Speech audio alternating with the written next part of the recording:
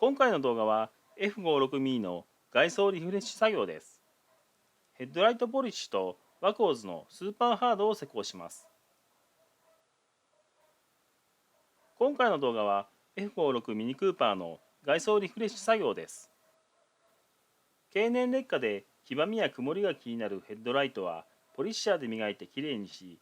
白く変色しているフェンダーなどの樹脂部品はワコーズスーパーハードで仕上げます。ヘッドライトのレンズは経年劣化で黄ばみや曇りのある状態です。表面を研磨してポリッシャーで仕上げ、クリアなレンズ面を復活させます。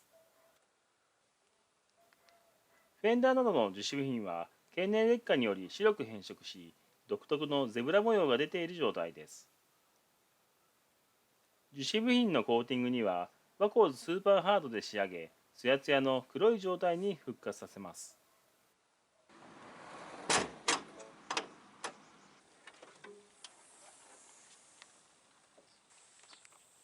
まずはヘッドライトの作業から。邪魔になるレンズ外周のゴム部品を取り外します。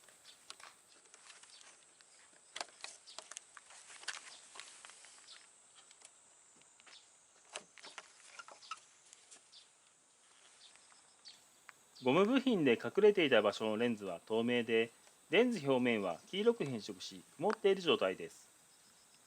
紫外線の影響などの経年劣化によるコンディションの違いがはっきりとわかります。まずは1000番の耐水ペーパーで水研ぎを行い、レンズ表面の劣化したコート剤を研磨します。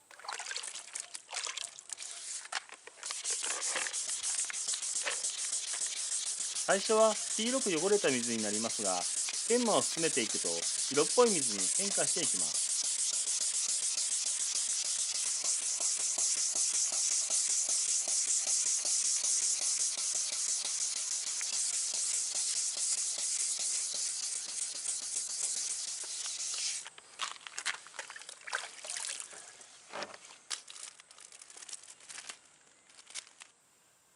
次は2000番のペーパーで水研ぎを行います。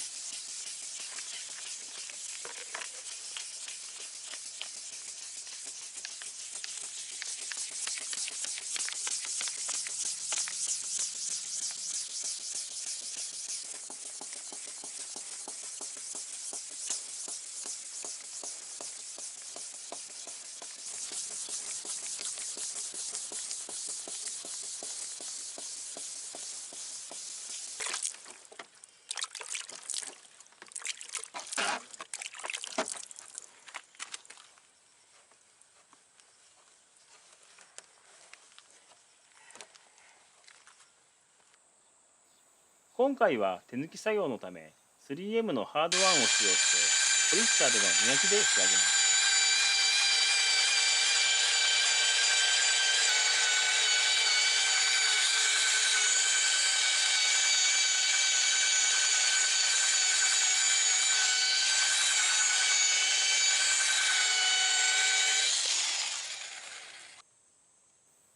運転席側の磨き作業が完了しました。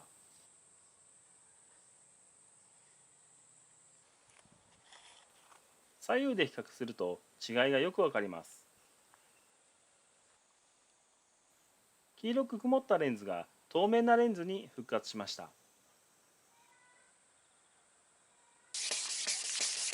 助手席側のヘッドライトも同様に作業します。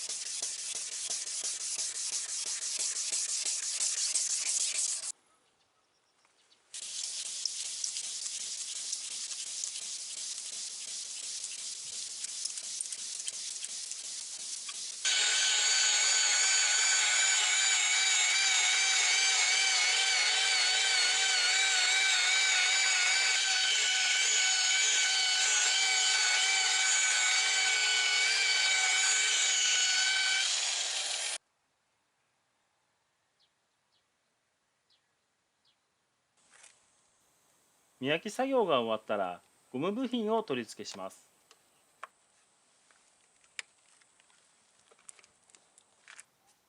最後にコート剤などで仕上げますが、今回は都合により見せコートします。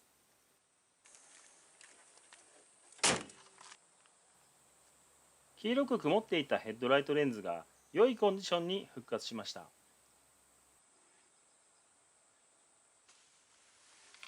次はフェンダーなどの樹脂部品の作業です。ワコーズスーパーハードを使用して樹脂部品の色艶を復活させます。施工の前後でびっくりするほどの違いがあり、一度施工すれば半年以上の効果は確実で、駐車条件によっては1年以上状態を維持できます。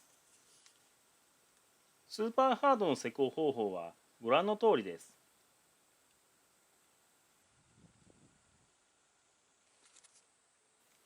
専用スポンジにコート剤を塗布して薄く均一に塗ります。コート剤を塗布した場所の色艶が全くの別物になります。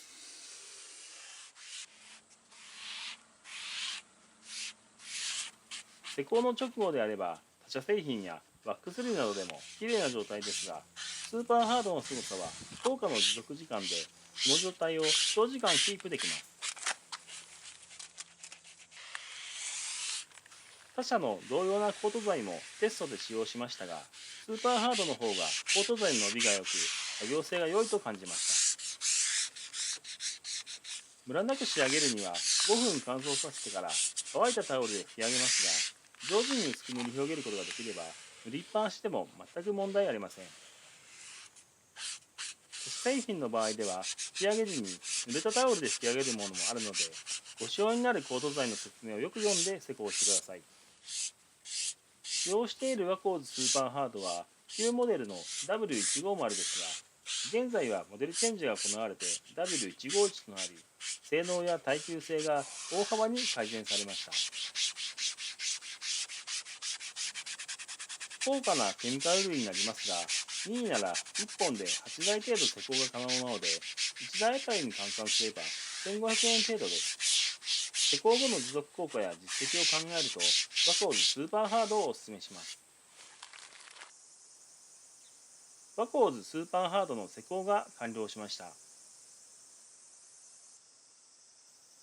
模様が出るほど白く劣化していた樹脂部品が一度の施工で黒くツヤツヤの状態に復活しました。